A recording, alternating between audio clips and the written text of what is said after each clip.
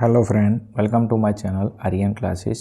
આર્યન ક્લાસીસમાં હું તમામ ધોરણ 12 કોમર્સના વિદ્યાર્થીઓનું હાર્દિક સ્વાગત કરું છું. ચલો વિદ્યાર્થી મિત્રો, આપણે આ વિડીયોની અંદર તમારી પ્રથમ વાર્ષિક પરીક્ષા 2025 અને 2025નું આજે આપણે એક લેવાયેલા લેટેસ્ટ પ્રશ્નપત્રનું સોલ્યુશન કરવાના છીએ. તો અહીંયા આપણે પ્રશ્નપત્ર વિશે ડિટેલમાં વાત કરીએ તો પ્રશ્નપત્ર ક્યાંનું છે? બનાસકાંઠા શાળા વિકાસ સંકુલ, બનાસકાંઠા જિલ્લાનું આ પેપર છે.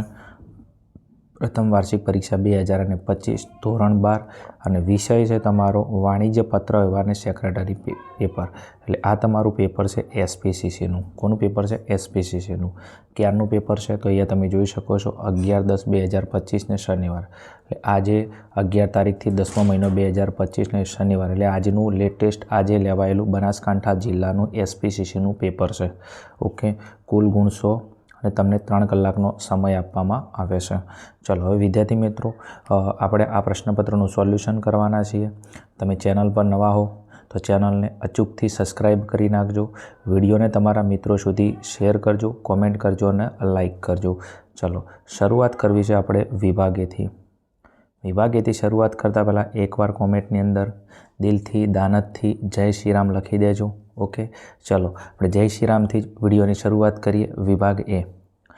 નીચે આપેલ વિકલ્પોમાંથી યોગ્ય વિકલ્પ પસંદ કરીને જવાબ લખો. પ્રત્યેકનો 1 ગુણ અને 20 ગુણનો તમારો આ વિભાગ છે. ઓકે, ચલો શરૂઆત કરીએ આપણે પ્રશ્ન નંબર 1થી.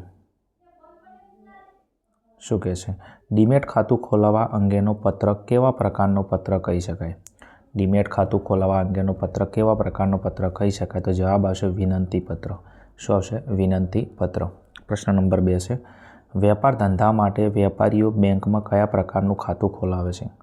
વેપાર અને ધંધા માટે વેપારીઓ બેંકમાં કયા બધા વિદ્યાર્થીઓને આવડ્યો છે પ્રશ્ન? તો ચાલુ ખાતું. ઓકે.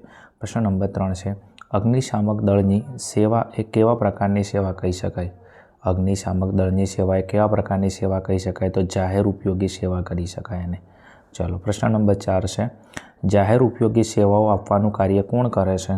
તો જાહેર ઉપયોગી સેવા આપવાનું કામ કરે છે કોણ? સ્થાનિક સ્વરાજ્યની સંસ્થાઓ. જે સ્થાનિક સ્વરાજ્યની સંસ્થાઓ છે એ જાહેર ઉપયોગી સેવાઓ આપવાનું કામ કરે છે. ચલો આગળ વાત કરીએ તો પ્રશ્ન નંબર 5ની અંદર શું કીધું છે? નિયુક્તિ પત્રના અંતમાં શું પાઠવવામાં આવે છે? તો નિયુક્તિ પત્રના અંતમાં શુભેચ્છા પાઠવવામાં આવે છે. પરિપત્ર એ કેવા પ્રકારની માહિતી સંચારની પ્રણાલી છે? તો પરિપત્ર એ એકમાર્ગી માહિતી સંચારની પ્રણાલી છે. પ્રશ્ન નંબર 7, આરોગ્ય સાથે સંકળાયેલી વીમા પોલિસીને કયા નામથી ઓળખવામાં આવે છે? તો આરોગ્ય સાથે સંકળાયેલી વીમા પોલિસીને મેડિકલ વીમો તરીકે ઓળખવામાં આવે છે. આરોગ્ય માટે તમે કયો વીમો લો? મેડિક્લેમ વીમો લો. વીમો ઉતરાવનારને શું કહેવામાં આવે છે? તો વીમો ઉતરાવનારને વીમા ધારક કહેવામાં આવે છે. એકદમ ઇઝી પ્રશ્ન છે, આવડે એવો છે. ચલો એના પછી આગળ વાત કરીએ પ્રશ્ન નંબર 9ની અંદર શું કીધું છે? શેરધારક પોતાના શેર પ્રમાણપત્ર કંપનીને પરત કરે તેને શું કહેવામાં આવે છે? તો એને શેર સોંપણી કહેવામાં આવે છે. શેરધારક પોતાના શેરનું પ્રમાણપત્ર કંપનીને પરત કરે એને શું કહેવાય? શેરની સોંપણી કહેવાય. પ્રશ્ન નંબર 10, 2 હપ્તા વચ્ચેનો સમયગાળો ઓછામાં ઓછો કેટલા માસનો હોવો જોઈએ? તો 2 હપ્તા વચ્ચેનો સમયગાળો ઓછામાં ઓછો 1 માસનો હોવો જોઈએ. પ્રશ્ન નંબર 11, લઘુત્તમ ભરણા માટે બહાર પાડેલ શેરની ઓછામાં ઓછી કેટલા ટકા અરજીઓ આવવી જોઈએ? તો તમારો જવાબ છે ઓપ્શન નંબર સી. વિદ્યાર્થી મિત્રો, આના પહેલાં મેં એક પાટણ જિલ્લાની અંદર લેવાયેલું પરીક્ષાનું પ્રશ્નપત્ર અને એક નમૂનાનું પ્રશ્નપત્ર અપલોડ કર્યું હતું. એની અંદરથી બેઠા પ્રશ્નો છે. ઓકે, ડિસ્ક્રિપ્શનમાં લિંક આપેલી છે, ત્યાં જઈને તમે વિઝિટ કરી શકો છો. ચલો આગળ વાત કરીએ પ્રશ્ન નંબર 12ની અંદર ફરજિયાત ફેરબદલીમાં સ્ટેમ્પ ડ્યુટી ભરવાની જરૂરી નથી. ફરજિયાત ફેરબદલીમાં સ્ટેમ્પ ડ્યુટી ભરવાની કોઈ જરૂર નથી. આગળ વાત કરીએ પ્રશ્ન નંબર 13ની અંદર શું કીધું છે? શેર હોલ્ડર માટે શેર જંગમ મિલકત ગણાય. હવે તમને ખબર કે શેર હોલ્ડર જે શેર ખરીદે એના માટે શેર શું છે? જંગમ મિલકત છે એક પ્રકારની. ઓકે, કારણ કે ભવિષ્યની અંદર આ તમે હાલ જે રોકાણ કર્યું છે આ મિલકત તમે શેરને વેચી શકો, એટલે આ તમારી ભવિષ્ય માટેની મિલકત કહેવાય. પ્રશ્ન નંબર 14, કયા પ્રકારના શેરો શેર હોલ્ડરના ડીમેટ ખાતામાં હોય છે? કયા પ્રકારના શેરો શેર હોલ્ડરના ડીમેટ ખાતામાં હોય છે? તો અમૂર્ત સ્વરૂપના શેરો. કયા? અમૂર્ત સ્વરૂપના શેરો. પ્રશ્ન નંબર 15, ડિબેન્ચર ધારકોના વિશાળ સમુદાયનું પ્રતિનિધિત્વ કોણ કરે છે? તો ડિબેન્ચર ધારકના વિશાળ સમુદાયનું પ્રતિનિધિત્વ ડિબેન્ચર ટ્રસ્ટી કરે છે. કોણ કરે છે? Debenture trustee. નેક્સ્ટ પ્રશ્ન નંબર આગળ વાત કરીએ 16ની અંદર, કયા પ્રકારના ડિબેન્ચરને ઇક્વિટી શેરમાં રૂપાંતર કરવાની જોગવાઈ હોતી નથી? કયા પ્રકારના ડિબેન્ચરને ઇક્વિટી શેરમાં રૂપાંતર કરવાની જોગવાઈ હોતી નથી? તો જવાબ આવશે ઓપ્શન નંબર એ, એનસીડી. આ એનસીડી નામના જે ડિબેન્ચર છે એને ઇક્વિટી શેરમાં રૂપાંતર કરવાની કોઈ જોગવાઈ નથી. પ્રશ્ન નંબર 17, કંપની અને ડિબેન્ચર ધારકો વચ્ચેના કરારને શું કહેવામાં આવે છે? કંપની અને ડિબેન્ચર ધારકો વચ્ચે જે કરાર થાય એને શું કહેવાય? તો એને કહેવાય છે ડિબેન્ચર ટ્રસ્ટ ડીલ. એને શું કહેવાય છે? Debenture trust deal. પ્રશ્નમાં જવાબ છે. આગળ નેક્સ્ટ પ્રશ્ન નંબર 18, કંપનીના આવેદનપત્રમાં કઈ કલમમાં સહી કરવાથી સભ્ય તરીકે માંડી લેવામાં આવે છે? તો કંપનીના આવેદનપત્રમાં કઈ કલમમાં સહી કરો તો કંપનીનો સભ્ય બની જાય? તો સ્થાપનાની કલમ. કંપનીના સ્થાપનાની કલમની અંદર જો સભ્ય સહી કરે તો એ કંપનીનો શું બની જાય છે? સભ્ય બની જાય છે. ચલો એના પછી નેક્સ્ટ પ્રશ્ન નંબર છે તમારો 19, નીચેનામાંથી કઈ વ્યક્તિ કંપનીનો સભ્ય બની શકે નહીં? કયો વ્યક્તિ કંપનીનો સભ્ય બની શકે નહીં? કરાર દ્વારા અસમર્થ વ્યક્તિ. કયો વ્યક્તિ? કરાર દ્વારા જે અસમર્થ વ્યક્તિ છે એ કંપનીનો સભ્ય બની શકે નહીં. પ્રશ્ન નંબર 20, જાહેર કંપની કોના દ્વારા શેર મૂડી ઊભી કરે છે? જાહેર કંપની કોના દ્વારા શેર મૂડી ઊભી કરી શકે છે? તો એ જાહેર ભરણા દ્વારા ઊભી કરે, હકના ભરણા દ્વારા ઊભી કરે, બોનસ શેર ડ્યુટી દ્વારા. તો જવાબ આપશે ઓપ્શન નંબર ડી, આપેલ તમામ. તો આપેલ તમામ દ્વારા જાહેર કંપની શેર મૂડી ઊભી કરી શકે છે. વિદ્યાર્થી મિત્રો, આ હતા આપણા વિભાગ એના પ્રશ્નો. બનાસકાંઠા જિલ્લાની અંદર જો તમે પેપર આલીને આવ્યા હોય, વિભાગ એની અંદર કેટલા માર્ક્સ આવ્યા, કેટલા ક્વેશ્ચન સાચા પડ્યા, તમે કોમેન્ટની અંદર જણાવી શકો છો. ચલો એના પછી વાત કરીએ તો વિભાગ બીની અંદર. ચલો જોઈ લઈએ વિભાગ બી. અહીંયા કીધું છે કે નીચે આપેલા પ્રશ્નોના એક વાક્યમાં ઉત્તર લખો, પ્રત્યેકનો 1 ગુણ. વિભાગ બી તમારો 10 ગુણનો છે.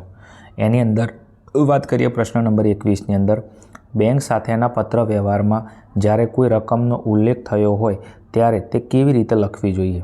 બેંક સાથેના પત્ર વ્યવહારમાં કોઈ રકમનો ઉલ્લેખ થયો હોય તો તે કેવી રીતે લખવી જોઈએ? તો આ વિદ્યાર્થી મિત્રો આનું સોલ્યુશન આપણે અહીંયા તમારા માટે સ્પેશિયલ કરેલું છે. પ્રશ્ન નંબર 21નું અહીંયા તમે જોઈ શકો છો. તો એ રકમ કઈ રીતના લખવી જોઈએ? તે રકમ આંકડામાં અને ત્યારબાદ કૌંસમાં લખવી જોઈએ. તો એ રકમ પહેલાં તો આંકડામાં, પહેલાં શેમાં લખવાય? આંકડામાં, અને ત્યારબાદ એને કૌંસમાં લખી દેવી જોઈએ.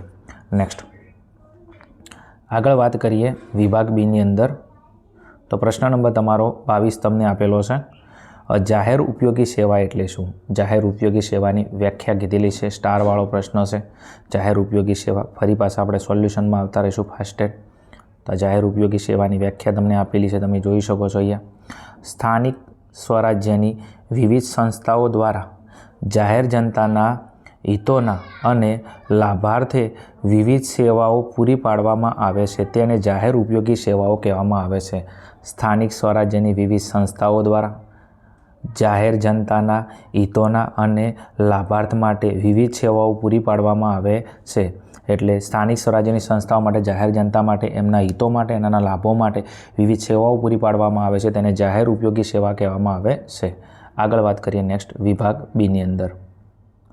તો વિભાગ બીની અંદર આગળનો જે આપણો પ્રશ્ન છે એ પ્રશ્ન નંબર છે તમારો 23મો. શું કીધું છે? પરિપત્ર કેવો દ્રષ્ટિકોણ ધરાવે છે? પરિપત્ર કેવો દૃષ્ટિકોણ ધરાવે છે? તો પરિપત્ર વ્યવહારિક અને વહીવટી દૃષ્ટિકોણ ધરાવે છે. પરિપત્ર કેવો દૃષ્ટિકોણ ધરાવે છે? તો પરિપત્ર વ્યવહારિક અને વહીવટી દૃષ્ટિકોણ ધરાવે છે. આગળ વાત કરીએ પ્રશ્ન નંબર તમારા 24ની અંદર, વીમાના મુખ્ય પ્રકારો જણાવો. તો વીમાના સ્ટારવાળો પ્રશ્ન છે, આવડ્યો હશે આશા રાખું છું. અને આવડી બીજા એવો છે, વીમાના મુખ્ય પ્રકારો કેટલા છે? 2 છે. વીમાના મુખ્ય કેટલા પ્રકારો? 2. કયા કયા?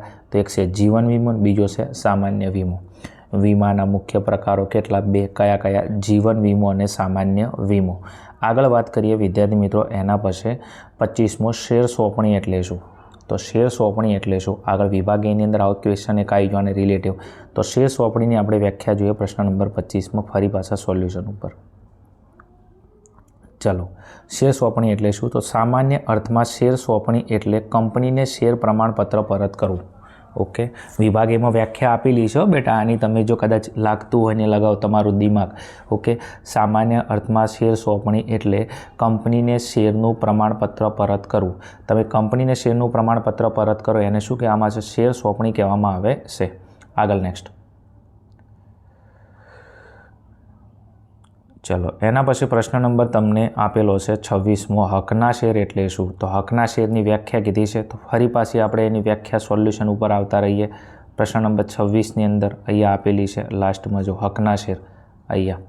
ચલો, હકના શેરની વ્યાખ્યા શું છે? હકના શેર એટલે કે તે શેર જે હાલના શેર હોલ્ડરોને કંપનીના શેરને ઓછા દરે શેર ભરપાઈ કરવાના અધિકાર તરીકે રજૂ કરવામાં આવે છે. હકના શેર એટલે તે શેર જે હાલના શેર હોલ્ડરોને કંપનીના શેરને ઓછા દરે શેર ભરપાઈ કરવાના અધિકાર તરીકે રજૂ કરવામાં આવે છે, તેને હકના શેર કહેવામાં આવે છે.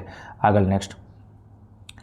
એના પછી વિભાગ તમારા બીની અંદર આગળ વાત કરીએ તો પ્રશ્ન નંબર 27 તમને આપેલો છે. શું કીધું છે?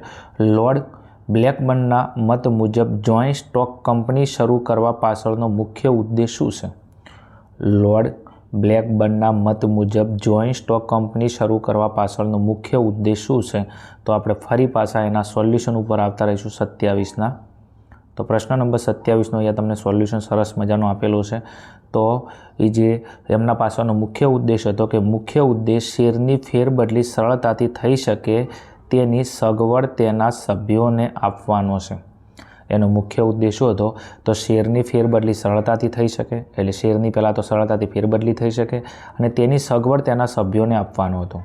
એટલે સરળતાથી એની ફેરબદલી થઈ જાય એની સગવડ કોને આપવાની? એના સભ્યોને. એમનો આ મુખ્ય ઉદ્દેશ હતો. ચલો, આગળ વાત કરીએ તો વિભાગ બીની અંદર પ્રશ્ન નંબર છે તમારો 28. ચાલો હવે જોઈ લઈએ પ્રશ્ન નંબર 28 તમને આપેલો છે. શું કીધું છે? કંપનીનું મહત્ત્વનું લક્ષણ શું છે? તો કંપનીનું મહત્ત્વનું લક્ષણ શું છે? તો શેરની મુક્ત ફેરબદલી. શેરની મુક્ત ફેરબદલી આ કંપનીનું શું છે? મુખ્ય લક્ષણ. આઈએમપી પ્રશ્ન. ઓકે, કંપનીનું મહત્ત્વનું લક્ષણ શું છે? તો કંપનીનું મહત્ત્વનું લક્ષણ છે શેરની મુક્ત ફેરબદલી. ચલો, એના પછી પ્રશ્ન નંબર છે તમારો 29. ડિબેન્ચર એ કંપનીની કયા પ્રકારની મૂડી છે? એકદમ ઇઝી સ્ટારવાળો પ્રશ્ન. ડિબેન્ચર કંપનીની કયા પ્રકારની મૂડી છે? તો ડિબેન્ચર કંપનીની ઉછીની મૂડી છે. કઈ મૂડી છે? ઉછીની છે. કારણ કે ડિબેન્ચર કંપની માટે દેવું છે. કંપની આ પૈસા ડિબેન્ચર હોલ્ડરો જોડેથી વ્યાજવા લીધા છે, એની મુદત પૂરી થાય ત્યારે પૈસા પાછા આલવા પડશે. તો આ ડિબેન્ચર કંપની માટે કયા પ્રકારની મૂડી? ઉછીની મૂડી છે. કારણ કે એની વ્યાખ્યા છે કંપનીના દેવાના સ્વીકાર કરતા દસ્તાવેજને ડિબેન્ચર કહેવાય. ચલો, એના પછી તમારો વિભાગ બીનો લાસ્ટ એન્ડ ફાઇનલ પ્રશ્ન નંબર 30 છે. કંપનીનું સભ્યપદ કોની વચ્ચેના કરાર દ્વારા મળે છે? કંપનીનું સભ્યપદ કોની વચ્ચેના કરાર દ્વારા મળે છે? તો કંપનીનું સભ્યપદ એ વ્યક્તિ અને કંપની વચ્ચેના કરાર દ્વારા મળે છે. કંપનીનું સભ્યપદ એ કોના વચ્ચે કરાર થાય? તો એક વ્યક્તિ અને બીજું કંપની વચ્ચેના કરાર દ્વારા મળે છે. તો કંપનીનું સભ્યપદ કઈ રીતના મળે? કોની વચ્ચે કરાર થાય?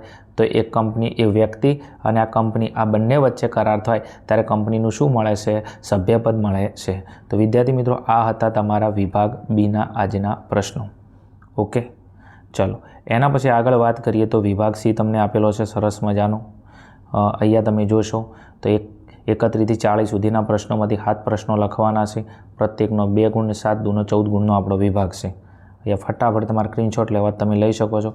પ્રશ્ન નંબર 31થી લઈ અને 40 સુધીના જે પ્રશ્નો છે આ તમારા વિભાગ સીના પ્રશ્નો છે અને આમાંથી તમને મનગમતા 7 પ્રશ્નો તમારે લખવાના છે.